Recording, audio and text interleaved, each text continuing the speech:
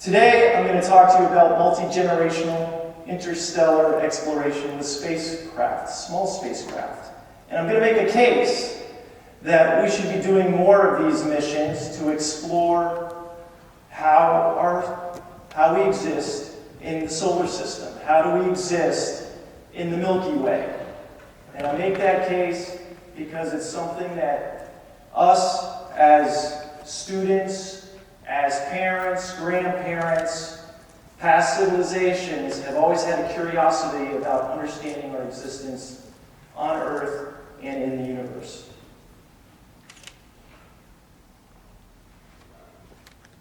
Looking back in time, this is just a look and think about how many civilizations have come and gone that have had the curiosity of the stars, the sun, and the moon. From Machu Picchu to Easter Island, Ejections, different areas all over the earth. Different civilizations, Egyptian civilizations, Angkor Wat, and even New Grange.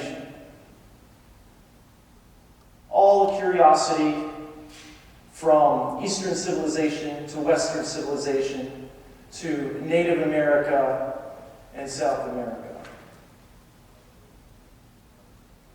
It's exposed to big curiosity over the ages from us, from our own religious experiences or persuasions, from monotheistic to polytheistic. There's examples of wonder in all our generations and beliefs, from eclipses through Judeo-Christian parts in the Bible, noting eclipses, to the Norse gods, seeing the northern lights, to the Druids in early England and Ireland, all had the curiosity for understanding where we exist in our solar system. Ptolemy thought we were just Earth-centric, where the sun evolved around the Earth. And it wasn't until Copernicus, and then experimentally shown by Galileo, that we're in a heliocentric solar system, where we on Earth are orbiting around the sun and the planets orbiting around the sun.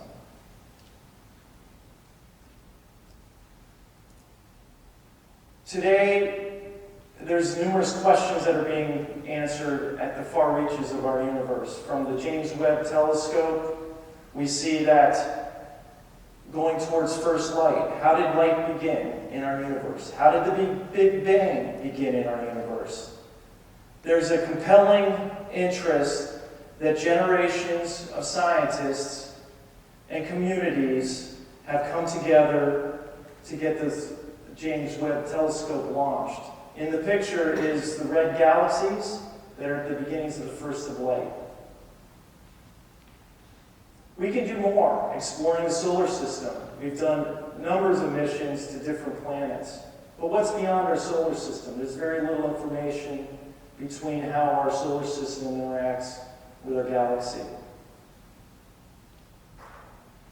Numerous planetary missions have taken years to put together and go forward. Neptune, the blue planet, it took over 12 years for Voyager to get there. Cassini and Saturn took a number of years to get to Saturn. Christmas Pluto, that's the green and red planet in the Kuiper Belt. New Horizons took over 12 years to get there. I just put that in there because it was a cool picture. The Christmas, in the spirit of things. And of course Mars, the Viking missions and the current missions today, and Jupiter. The Jupiter mission by the Galileo mission is a mission that took 8 years to get there, and $1.4 billion in 1980s dollars, and it would be over $2 billion today to do it again. The size of the spacecraft was the size of a school bus that launched on one of the shuttle missions. There's very large missions. Very few missions have gone interstellar, just the Voyager 1 and 2. It's been going over for 44 years, going out. It's 2 points, 2 trajectories going out there. There's been very little other information other than telescope-type information on how the solar system interacts with our galaxy. And this is just a picture of the Grand Tour. Just to go into like the movie pictures and stuff. But it's important because it took generations of effort to get to those 2 points, 2 trajectories out beyond our solar system. Where we are in the Milky Way is a little sun model up here amongst a lot of other stars. It's a model picture. There's very little information on how our solar system interacts with the other portions, spirals in our galaxy. And I put a picture here. This is Voyager 1, Voyager 2. This is an artist rendition. Just 2 points. And there's so many miles between those 2 points. It's like plotting a map or a heliosphere bubble with very little information about how that exists. But there's a curiosity that I believe all of us share for understanding how we exist in why is the night sky the way it is. Our night sky is seeing cartographic improvements. The zodiac, the map on the left is the 17th century map of the Big Dipper, Ursa Major, Ursa Minor, Draco, the snake, all the different constellations that we take for granted when we go up and see the night sky, and we can enjoy that. On the other picture is Hubble. And we can see the cartographic improvements of Hubble. Hubble's had so many missions of understanding where we exist in the galaxy amongst stars from a telescope. It changes the map, doesn't it? From very simple, with the nice, cute zodiac symbols. I like the bears. When I go out, and I know everybody goes out, parents go out with their children. I know you all here, there's some good night sky in the back here, or there used to be.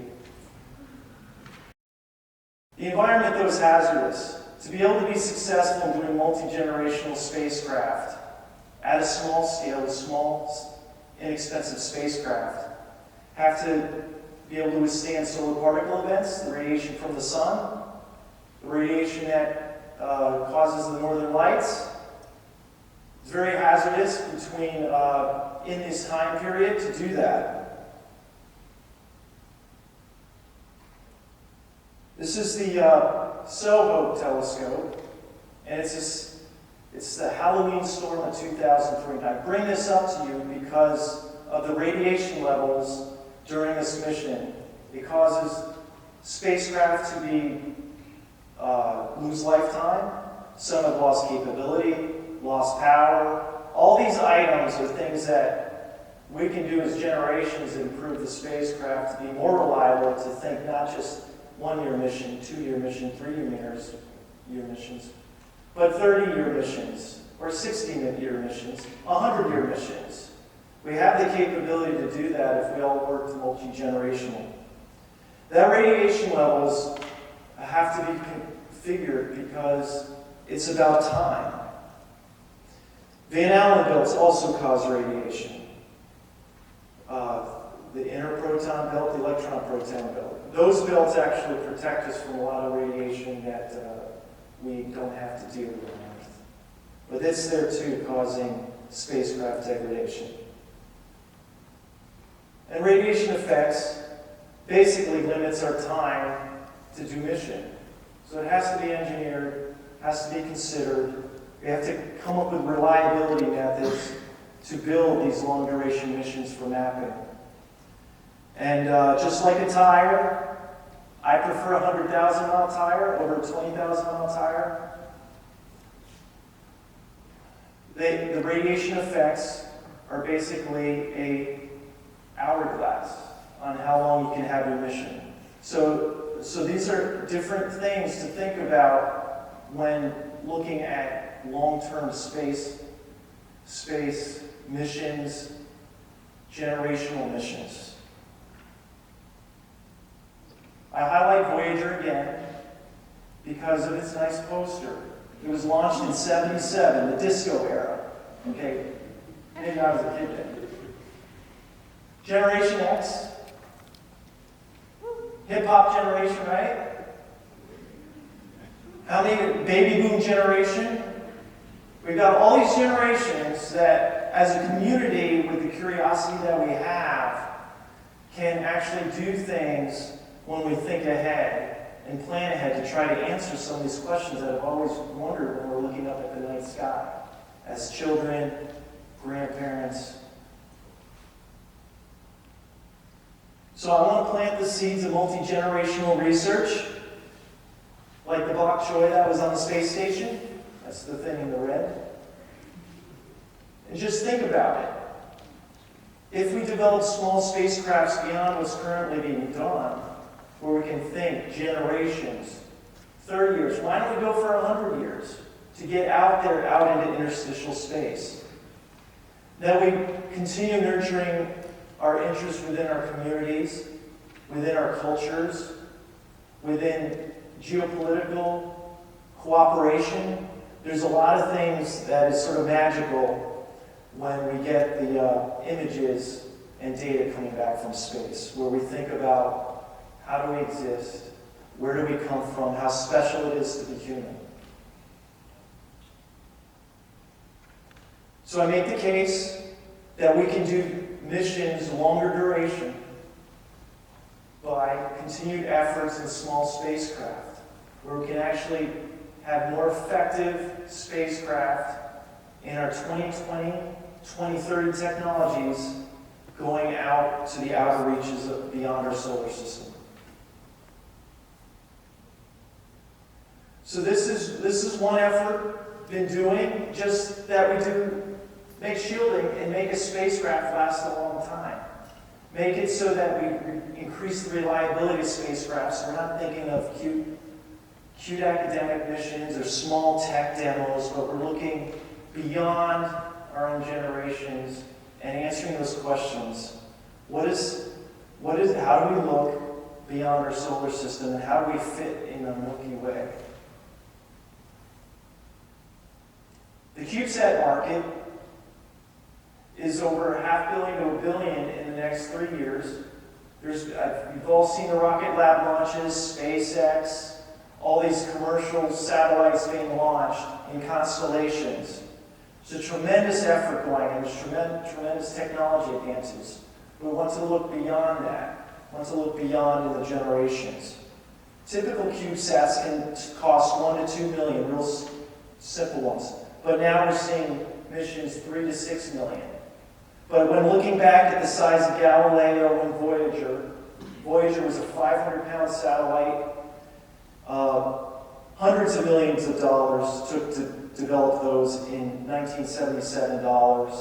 Galileo, multiple-year mission, large spacecraft, $1.4 billion in the 80s dollars, and now over $2 billion in 2021, 22 dollars to do that. And thinking about these CubeSats at $6 million at a cost, it's just amazing how much you can do with mapping. So I propose that we, as a community, really push the envelope with moving out smaller satellites so that we can expand our curiosity, our understanding of our solar system.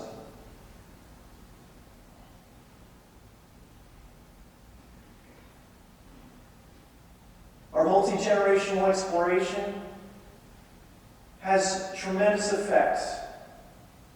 STEM education, the training of next generation's technologists. It perpetuates the story in gifting forward, of gifting forward. We've all talked about gifting forward. Has anybody gifted forward recently? Gifting forward to folks in a drive-through. It's amazing all the different gifting forward scenarios. And I propose we gift forward with trying to push the story of how we exist in our solar system and in the Milky Way.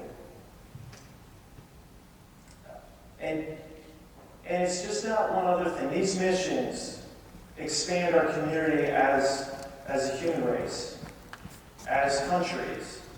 All countries have worked together in peace and war for the pursuit of understanding of how we exist in our own on Earth. And just to see all the different countries that have worked on previous missions, we can do the same within our communities and through our generations. Just references from some of the images. And just want to thank a number of my colleagues, because I have grown from being a student, 1987, through years, but it's always been with teammates and colleagues out in our own communities.